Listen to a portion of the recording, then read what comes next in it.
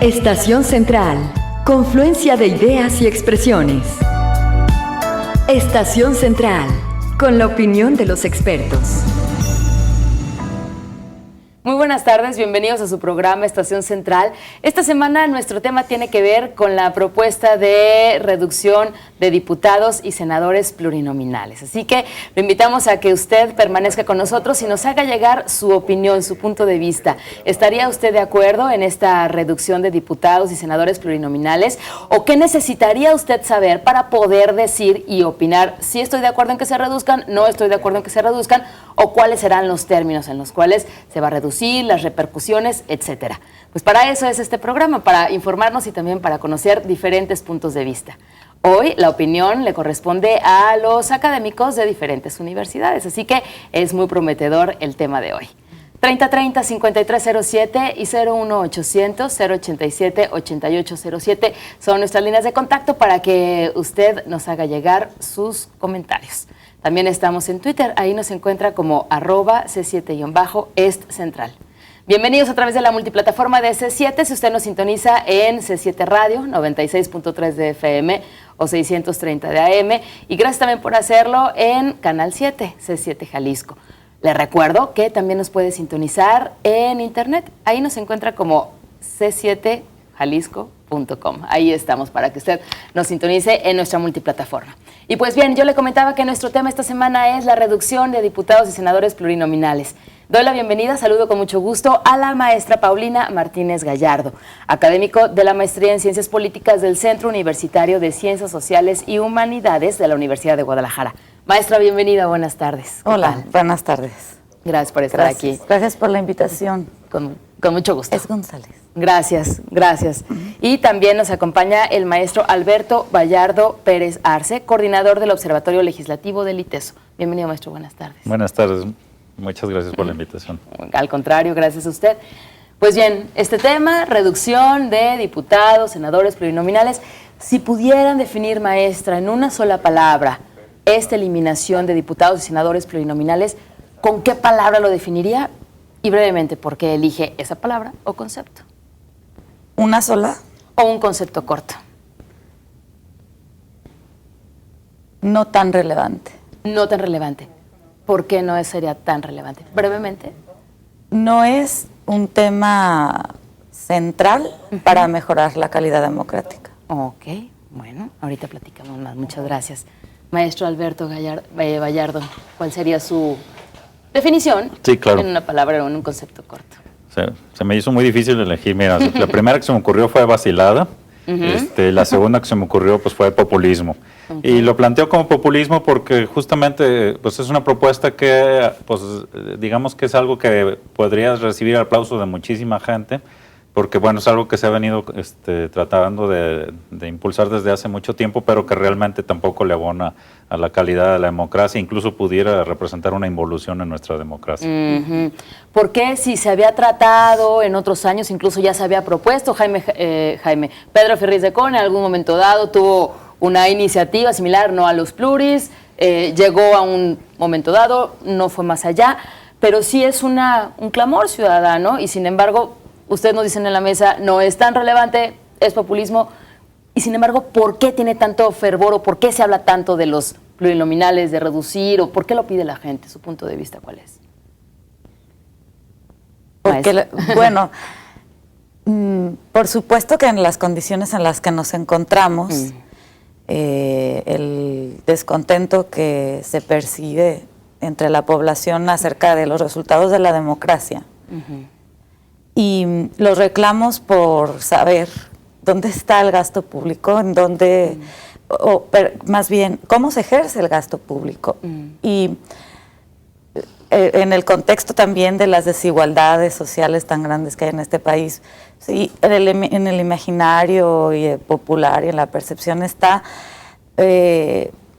muy arraigada la idea de que el diputado es alguien que pues que recibe mucho dinero y lo es y lo recibe entonces pues la población no ve resultados en su vida cotidiana y le prometen pues hay que reducirlos, por eso es populista, como usted decía.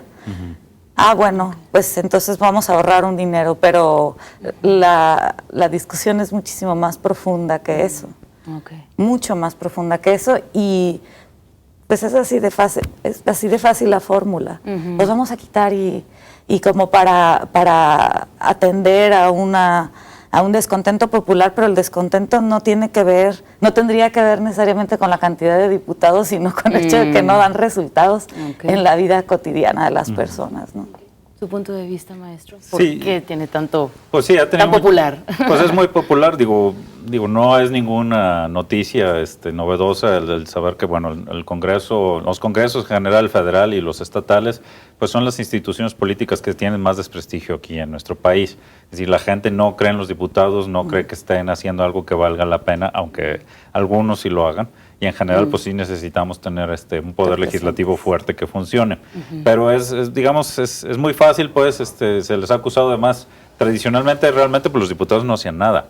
O sea, hasta antes de 1988, prácticamente todo lo que presentaba, o sea, el gran legislador era el Ejecutivo, el presidente de la República era el que establecía la pauta legislativa, y los diputados simplemente levantaban la mano a favor de la iniciativa presentada por el presidente, difícilmente le hacían alguna corrección. Entonces, claro que la percepción de la gente que viene arraigada de todos esos años, pues es de que los diputados no hacían nada. Pero bueno, eso empezó a cambiar desde el 96 sobre todo. Con esa reforma política. Allí comenzó, y en el 97, digamos, cuando se pierde ya la mayoría, el PRI se queda sin el control del Congreso. Y bueno, esto ha ido cambiando. No es que esté de todo bien, pero digo, si el asunto es ahorrar dinero, pues entonces habría que revisar otras cosas. Es decir, ¿por qué se gastó tanto en el avión presidencial? ¿Por qué se quiere comprar otro? ¿Por qué se quiere comprar un avión tan caro para el secretario de la Defensa Nacional? O sea, hay muchas cosas donde sí valdría la pena cuestionarnos que los recursos y demás, y que igual también podría ocurrir en el Congreso, pero sí es importante que al auditorio le quede claro, es decir, gastar menos no significa que nuestra democracia vaya a funcionar mejor, ni tampoco gastar más significa que va a funcionar mejor. O sea, es un asunto de calidad de gasto. Muy bien. Claro. Tenemos que ir a nuestro primer corte, así que de regreso seguiremos hablando de este tema. Nos vamos a empezar a adentrar en esta propuesta de reducción de diputados y senadores plurinominales. 3030-5307 y 01800-087-8807. Comuníquese con nosotros. Vamos al corte. De ideas y expresiones. Estación Central. Regresamos. Confluencia de ideas y expresiones. Estación Central. Continuamos. 5 de la tarde con 18 minutos, continuamos en su programa Estación Central. Estamos hablando de esta propuesta que tiene el Partido Revolución Institucional acerca de la reducción de diputados y senadores plurinominales. ¿Usted está de acuerdo, está en desacuerdo? O como yo le preguntaba antes de irnos al corte, ¿qué necesitaría usted saber acerca de esta propuesta o qué va a pasar después si se eliminan diputados y senadores? Para eso estamos aquí en Estación Central y también para eso tenemos la voz de los expertos de académicos. Nos acompañan esta tarde la maestra Paulina Martínez González, académico de la Maestría en Ciencias Políticas del Centro Universitario de Ciencias Sociales y Humanidades de la Universidad de Guadalajara. Ella define esta propuesta con la frase "no es tan relevante". Por su parte, el maestro Alberto Vallardo Pérez Arce, que también nos acompaña, él es coordinador del Observatorio Legislativo del ITESO, define esta propuesta con la palabra populismo. ¿Usted cómo la define? O le reitero, ¿qué necesitaría saber para poder decir sí que se eliminen o no que no se eliminen o bajo qué condiciones? 3030-5307 y 01800-087-8807. Hay voces que dicen y que apoyan esta propuesta de reducción de senadores y diputados. Y estas voces dicen, abonaría a la democracia de este país, se haría una democracia más ligera, menos costosa, con menos personas para ponerse de acuerdo, serían resultados más efectivos. ¿En realidad le abona a la democracia esta propuesta? ¿Qué opinan ustedes? ¿Quién dice yo? Mira, yo la verdad creo que Alberto no. Vallardo. Al menos así como viene la propuesta, realmente no le abonaría, porque al contrario disminuiría la representatividad de los partidos políticos. Si la cuestión fuera realmente de aumentar la representatividad, lo que habría que eliminar son a todos los diputados y senadores de mayoría ¿cómo se dice? Los que ganan pues por mayoría, los uninominales, no los plurinominales. O sea, en las democracias, sobre todo aquí, actualmente hay 99 países que tienen un parlamento que está solamente con diputados de plurinominales, como los llamamos nosotros, porque esa es la manera más equitativa de representar las fuerzas políticas presentes. Es decir, actualmente un diputado de mayoría relativa puede ser que haya ganado, vamos a ponerle el caso, que ganó con 40%. 40% de los votos. Significa que hay 60% de los votantes que no quedaron representados. Eso en el caso que haya, pero actualmente ni siquiera. O sea, es decir, estamos hablando que si ganó, porque tenía el 35% de los votos y era el que tenía más, 65% de los electores no están siendo representados con ese diputado. Entonces, en realidad, lo que si acaso hay que mejorar es cambiar a todo eso y quedarnos con puros diputados de representación proporcional, porque eso sí haría más equitativa la distribución. Pero por otro lado también el tema de que si con menos gente se discute mejor, pues eso no lo avalan las evidencias. Digo, hay varios estudios que se han estado haciendo al respecto y se han encontrado con que trabajan mejor el Congreso ahora que tiene más gente que cuando tenía menos gente. Porque además el trabajo se alcanza a repartir entre más diputados y entonces hay más posibilidades. Todas las comisiones. Así es, o sea, no es un obstáculo el número de personas para decidir y para llegar a acuerdos. Es un asunto de habilidad y capacidad de negociación que no tiene que ver con el número de personas que están participando. ¿Le abonaría la democracia, maestra, una reducción de diputados y senadores plurinominales? En mi opinión, eventualmente abonaría siempre y cuando se acompañara de otros mecanismos. ¿Cómo cuáles? Por ejemplo, yo considero, junto con la población y las opiniones que he leído en redes sociales y que nos comentaba usted hace un rato, efectivamente los diputados tienen un salario y unas prestaciones altísimas en comparación con el ciudadano promedio. Entonces, habría que reducir, pero no en un afán populista de obtener simpatías, no, en un ejercicio serio y además fiscalizar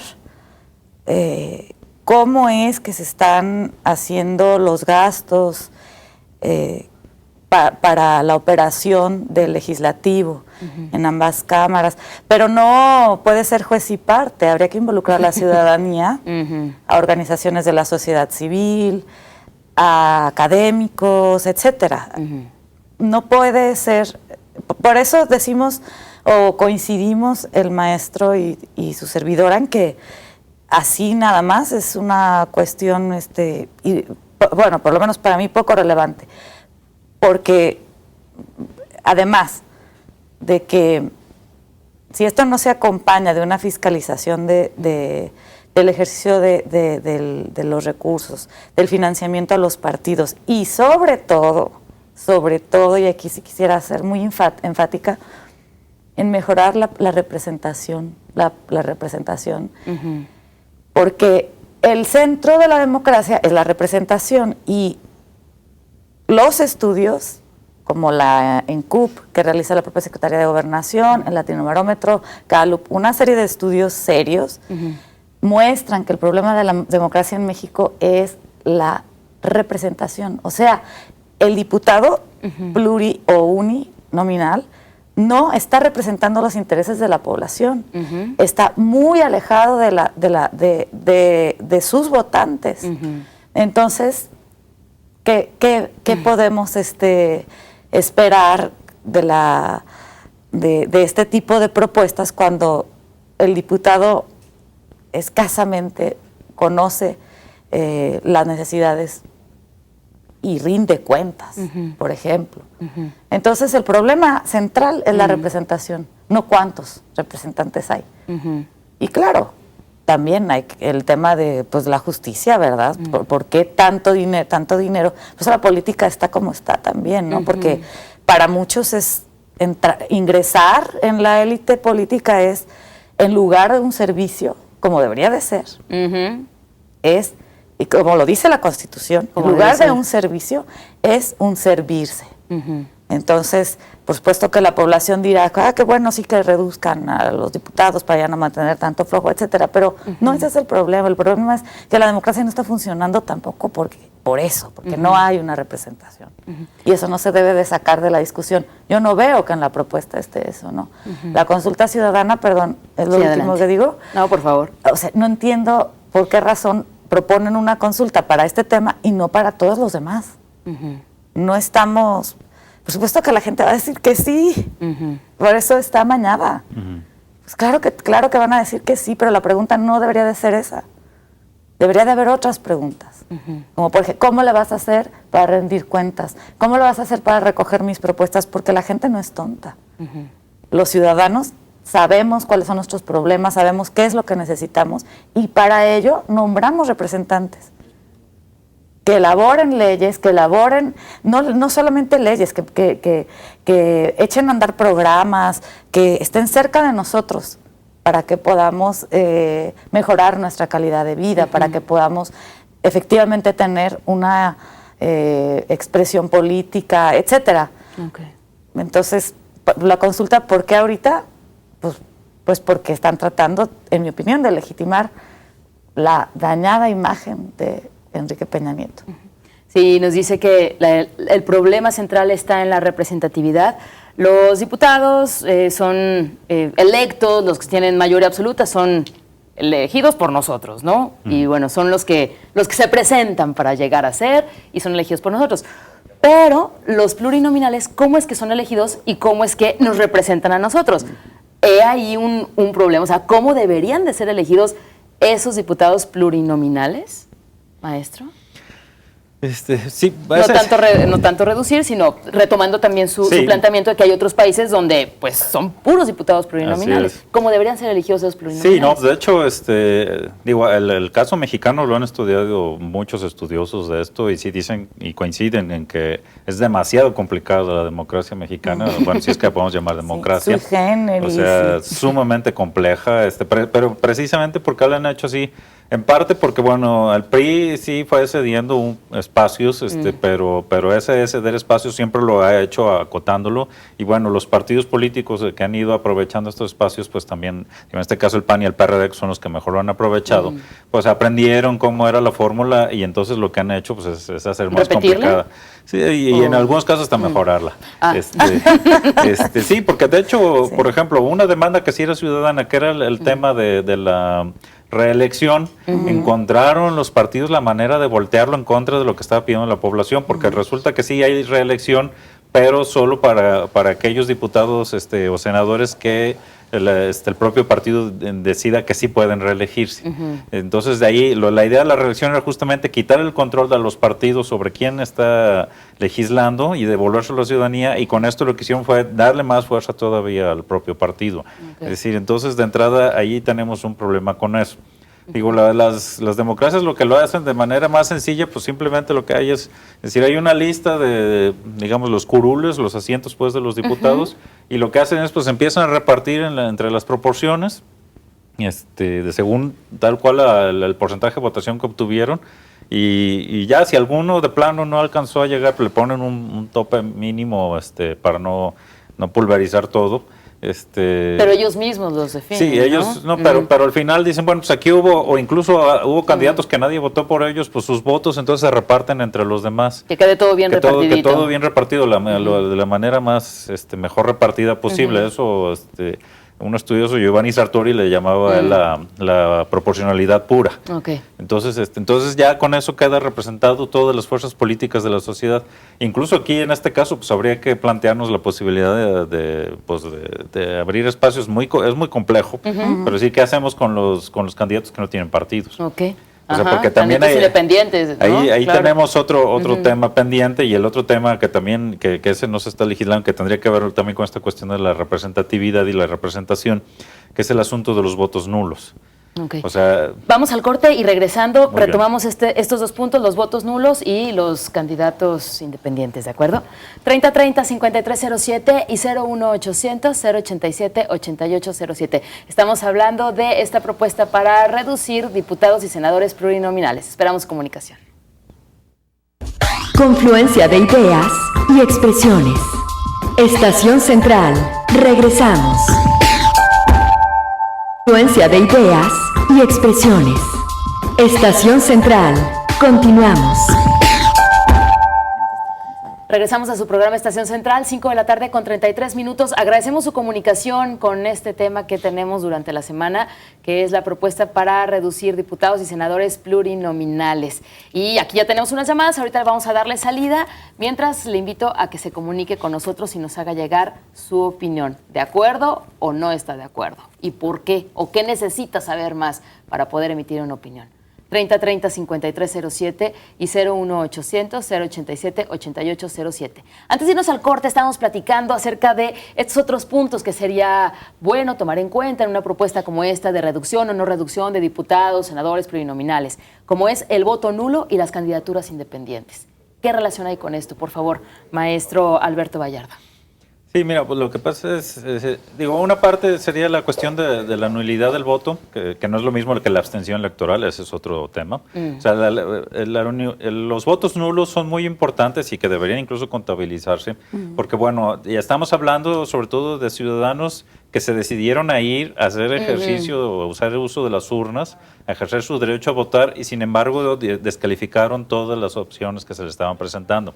De hecho, esto ya causó una crisis ya hace como 6 años más o menos. Y bueno, fue notorio porque cuando empezó a cobrar fuerza el movimiento anulista, y todos los partidos políticos, absolutamente todos salieron a pedir que no, que votaran por lo que quisieran, pero que votaran. Pero que no anularan el voto. Ajá. O sea, porque eso significaba, si crecía muchísimo, pues que había una falta de legitimidad muy grande en cuanto a los que se están postulando.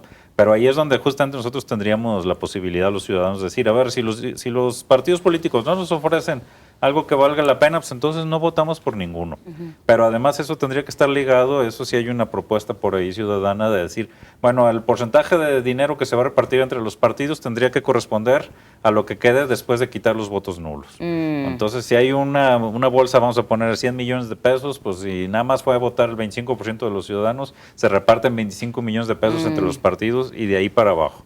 O sea, entonces, porque eso también tendría entonces, obligaría que los partidos entonces empiecen a realmente hacer algo que llame la atención de la gente, que con candidatos que realmente lo convenzan y que no sean nada más los que, o bueno, al menos suponemos que eso podría llegar a ocurrir. Entonces, esa es una cuestión. La otra, que es la de los candidatos independientes, que es mucho más compleja, o sea, porque es muy difícil. De hecho, el asunto de que existan partidos políticos en parte se hizo para evitar es que en un momento dado podría decir todos los ciudadanos de México podríamos decir yo quiero ser candidato independiente.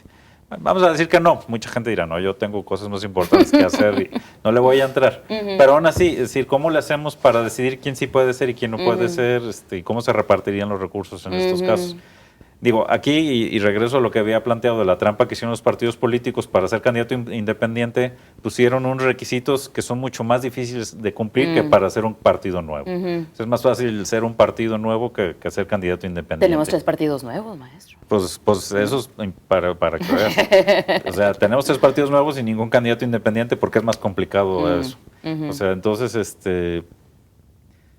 que se supone que en principio pues, debería haber esa posibilidad de los candidatos independientes, pero pues en realidad los partidos políticos tendrían que estar representando todo lo que nosotros los ciudadanos queremos con distintas proporciones y en base en eso, pues eso debería estar representado en el Congreso. O sea, pues justamente esto es lo que nos habla pues de la crisis de representatividad que estamos teniendo. Así es. Nos dice Gloria Romero de la colonia Temajac, la única pregunta que deberían de consultarnos en relación a esta propuesta es, ¿está de acuerdo en bajar un 60% el sueldo de todos los diputados? Es otra treta del PRI, nos dice Gloria, para confundir a la gente de otra consulta y disminuir la atención de la consulta de la reforma energética, que esa sí es importante, nos comenta Gloria. Gregorio Hernández de López Cotilla, deberían disminuir a la mitad los diputados y senadores. Propongo el tema de qué o para qué nos sirven tantos partidos políticos. Pues buen tema, Vamos a proponerle a la producción. Muchas gracias, Gregorio. María Eugenia Pelayo, de Jardines del Bosque. Para mí, entre menos gente, mucho mejor. Al cabo ni hacen nada en sus sesiones, o están comiendo con su celular, o están durmiéndose. Ese sueldo se pudiera utilizar para mejorar el país y el Estado. José Manuel Hernández, de Tlajomulco. Primeramente, agradecer por este tipo de programas. Felicidades, Estación Central. Muchas gracias, José Manuel. Y pregunta, ¿cuáles son los plurinominales y cuál es la función que hacen? Ahorita nuestros invitados lo explicarán. ¿Y por qué plurinominales? Y Jorge Müller, de Jardines de la Cruz. Es muy penoso que nomás a los plurinominales los quieran correr. Yo empezaría por todos, nos dice Jorge, porque realmente la Cámara de Senadores y lo que le sigue sirven solo para robar y tener unos sueldazos, y nosotros, como sus patrones, muriéndonos de hambre. Ojalá tengan conciencia y corrijan todo. Muchas gracias por sus comunicaciones, por sus llamadas. Pues respondiendo a la duda de José Manuel Hernández, ¿no? Como un ABC de los plurinominales, brevemente, ¿cuáles son los plurinominales y cuál es la función que hacen? ¿Quién gusta explicar brevemente? Maestra bueno, Paulina es que Martínez. a mí sobre todo me gustaría ahorita hacer esa acota, bueno, y después dar mi punto de vista sobre los candidatos independientes, porque ellos difieren un poco. Sí. Los candidatos plurinominales son elegidos por los partidos de acuerdo a la votación que obtuvieron. Entonces, no pasan por los plurinominales, sus funciones son las mismas que un diputado que es elegido. Tú votaste por Juan Pérez. Juan Pérez del PT o del PRI, pero de pronto, de acuerdo a la votación de ese partido, se le asigna un porcentaje del 8% de curules para que exista, para el tema de la representación teóricamente, del equilibrio, para evitar que se generen mayorías hegemónicas y que no existan contrapesos. Eso es teóricamente.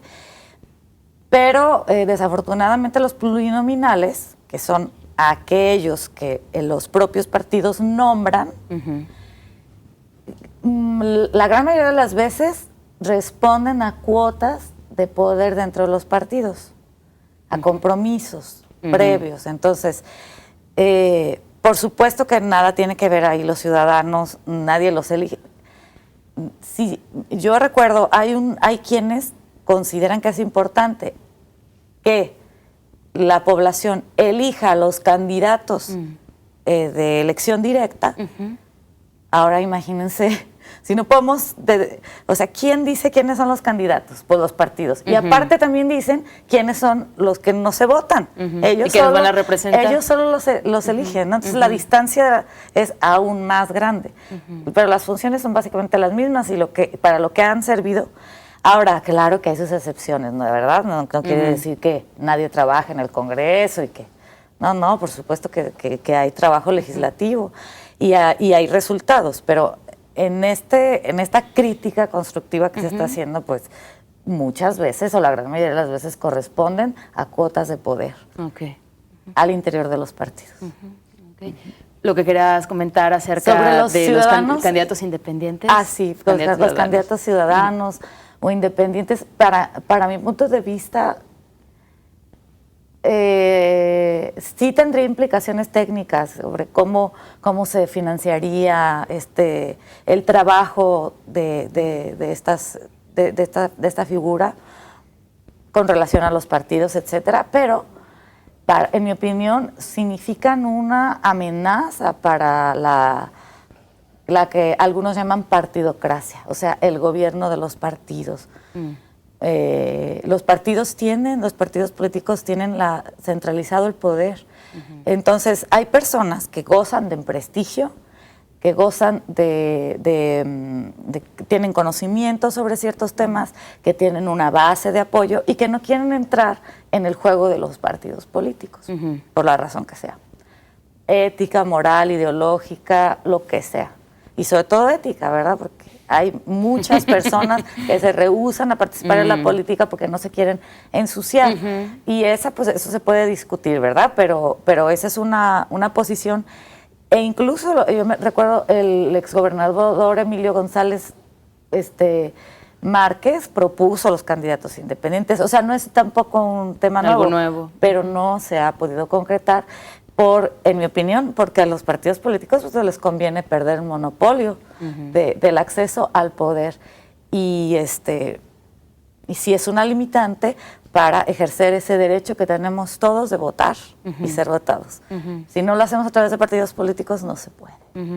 Y mira, con este caso de los candidatos independientes, si no tiene una votación importante, ¿tendría acceso a ser un plurinominal?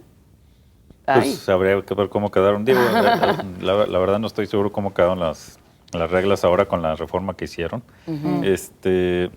Pero sí, ahí entra también esta cuestión, ahí también tratando de responder un poco lo que decían, la diferencia con los que le llaman los uninominales, los diputados uninominales son los que hacen campaña dentro de un distrito electoral. O sea, cada quien ahí más o menos visita a la gente que vive en la zona y va y les pide su voto. Esos al final son los que consiguen los votos para su partido. Y sí, los plurinominales entonces pues no generalmente no hacen campaña, pues ellos nomás están esperando, tienen una lista que ya presentaron los partidos sobre, según la cantidad de votos que consigan, pues van a ir entrando o no al Congreso. Aunque sí, en teoría, lo digo en teoría, y bueno, en algunos casos ha funcionado. Se supondría que en todo caso en nuestra democracia los diputados plurinominales pues tendría que ser gente mucho más profesional. O sea, porque normalmente pues alguien que se ha dedicado a estudiar, etcétera, difícilmente va a ser alguien, primero, que tenga tiempo para hacer campaña casa por casa, y segunda, no siempre los más estudiosos pues, son los más carismáticos y no consiguen muchos votos. Vamos dándole por ahí el asunto, o sea, habría la posibilidad de eso. Entonces, en principio, digo, si los partidos fueran más responsables, en las candidaturas plurinominales, pues tendrían a gente que ha estudiado, que se ha especializado en temas que tiene que trabajar el Congreso, y entonces pues tendrían que aportar eso.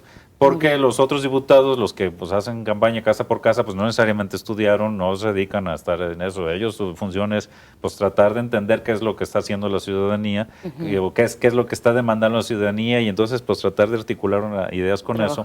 Y eso en todo caso pues tendrían que apoyarse en los plurinominales, que tendrían más idea de cómo dar la respuesta a eso. O sea, digamos que en teoría eso es lo que tendría que ocurrir. Un trabajo así en equipo, ¿verdad? Así tendría que ser. Vamos a nuestro... ¿Perdón? Y profesional. ¿No? Vamos a nuestro último corte. De regreso nos vamos con este tema que es, bueno, con tanto dinero, si se llega a aceptar la reducción de diputados y senadores plurinominales, bueno, pues habrá una reducción en un gasto. ¿A dónde se va este ahorro? ¿A dónde se destinará este ahorro de los plurinominales? 3030-5307 y 01800-087-8807. Regresamos después del corte. Confluencia de ideas y expresiones. Estación Central. Regresamos. Confluencia de ideas y expresiones. Estación Central. Continuamos. 5 de la tarde con 49 minutos. Estamos hablando de la propuesta de reducción de diputados y senadores plurinominales. Y gracias por su comunicación. Nos dice Gabriel Cermeño de Lomas del Batán: es un contrasentido tener a 500 burócratas que no nos representan. Comenta Gabriel, mejor que los presidentes de los partidos se pongan de acuerdo y que sigan parrandeándose nuestro destino, y así ahorramos 500 nuevos ricos cada 3 años. El comentario de Gabriel Cermeño. Antonio Fonseca de Tlajomulco: estoy de acuerdo en que se aumenten los diputados a 600, pero que bajen el sueldo y que desaparezcan los distritos y que sea por medio de votos. Saludos a los ponentes y a una servidora. Muchas gracias, Antonio. Gracias. María del Carmen de Villa de Guadalupe: creo que estamos opinando un grupo de personas que individualmente no podemos hacer nada, y al final esto va a decir que nada se puede hacer. Mientras tanto, todo seguirá siendo uno y lo mismo. Los comentarios. ¿Alguna respuesta, algún comentario acerca de estas llamadas? ¿Podemos hacer algo los ciudadanos? Pues, ¿O sí de plano, como comenta María del Carmen, individualmente, pues no podemos hacerlo? Pues digamos que, no, incluso individualmente, la suma de los individuos pues va haciendo los cambios. Es decir, simplemente pues, el asunto del movimiento por anular el voto pues fue la suma de muchos individuos que no querían ya seguirle en lo mismo. Claro, llegó un momento que se tuvieron que organizar, pero originalmente no existía ese movimiento. O sea, fue gente que se hartó y que empezó a hacer circular la idea de anular el voto y lo hicieron. Entonces sí tenemos la posibilidad de incidir que, bueno, a raíz de todo este asunto del voto nulo, pues se hicieron varias reformas, se abrió la posibilidad de candidatos independientes, se abrió la posibilidad de la reelección. Y bueno, sí, pusieron candados los partidos, o sea, tampoco iban a cedernos todo, pero bueno, ahí está el ejemplo, que sí se pueden ir haciendo cosas. Y además tampoco es que se necesite muchísima gente. O sea, a veces se nos olvida, pero ahorita ya estamos acostumbrados a que todo es asunto de transparencia y que nos tienen que transparentar al gobierno en qué gasta el dinero y demás, pero eso no era así antes. Y ahorita lo tenemos gracias a un pequeño grupo de académicos que no eran más de 20 personas, que le llamaban el Grupo Oaxaca, y que ellos se organizaron y se movieron, hicieron lo que pudieron para lograr que ahora exista el IFAI y las leyes de transparencia que abarcan a todo el país. O sea, claro que podemos hacer las cosas. Yo creo que eso es muy importante, que con los ciudadanos nos quede muy claro que nosotros sí tenemos la capacidad de incidir, y es solamente que realmente nos decidamos a querer hacerlo. Claro, hay cosas que necesitamos estudiar, que tenemos que investigar, no digo que es fácil. O sea, de la noche a la mañana no se dan las cosas. No es como organizar un día de campo, definitivamente, pero de que se puede hacer, se puede hacer. Maestra Paulina. Sí, estoy totalmente de acuerdo con el maestro. Hay muchas experiencias en las que el cambio social se ha dado, no de la noche a la mañana, pero gracias a la participación de la población, ya sea de manera individual o de forma colectiva, desde la colonia, desde mi colonia, desde la Asociación de Padres de Familia. Hay muchas maneras de implicarse en la vida pública. Ahorita la palabra participación ciudadana está, a veces hasta nos suena como ridículo, nos da risa, ya ni la escucha uno porque todo el mundo habla de participación ciudadana, pero la participación no es solamente ir a votar. La gente está cansada, como si es que estamos manteniendo cada 3 años a la misma, y es la misma situación. Pero honestamente es porque nosotros lo hemos hecho así, lo hemos permitido. Y no estamos hablando aquí de una revuelta popular ni de cosas así. No, necesitamos, en sociedades complejas, necesitamos y deseamos una democracia, pero una democracia que realmente represente. Una democracia que traiga justicia, bienestar, paz, etcétera. Y lo que está ocurriendo es que caminamos y luego vamos para atrás, y caminamos y vamos para atrás.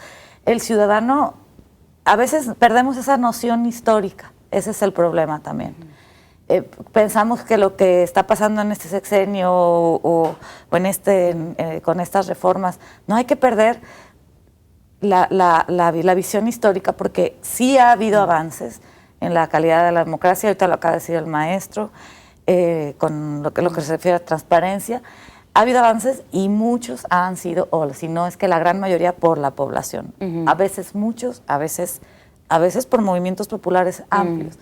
Se necesita que los ciudadanos se impliquen en la democracia, porque si estamos nomás, ¿cómo le hacemos para dejar la cultura paternalista del infórmame al infórmame? Infórmame y hazlo periódicamente y hazlo a través de estos medios. Existen en la sociedad, y algunos teóricos como Tilly, que están volteando hacia las redes de confianza que ya existen en la sociedad a través de organizaciones de diversa índole que no son políticas, que pueden servir como puente para la comunicación, restablecer la comunicación entre la ciudadanía y los agentes gubernamentales. También estoy de acuerdo en que el gasto o los salarios y las dietas que se le llaman de los representantes populares son muy elevadas, y a lo mejor un incentivo para que se pusieran a servir sería pues reducir las dietas y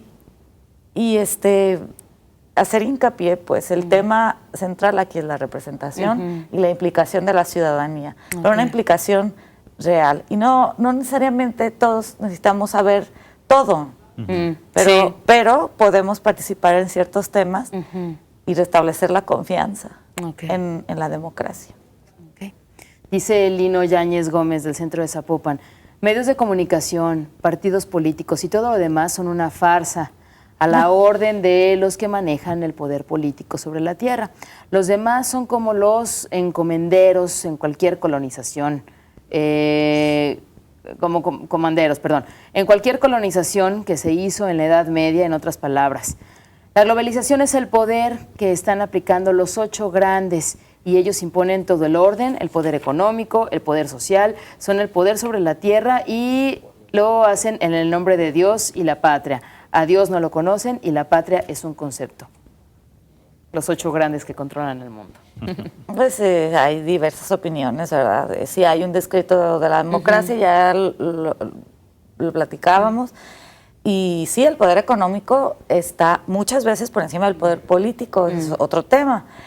Pero no todos los sistemas, no todas las democracias funcionan de la misma manera, no todos los países responden a las presiones de los organismos financieros de la misma manera. Por supuesto que hay diferencias, por supuesto que hay matices, hay grados de democratización y hay también implicación de la ciudadanía de forma proactiva y constructiva.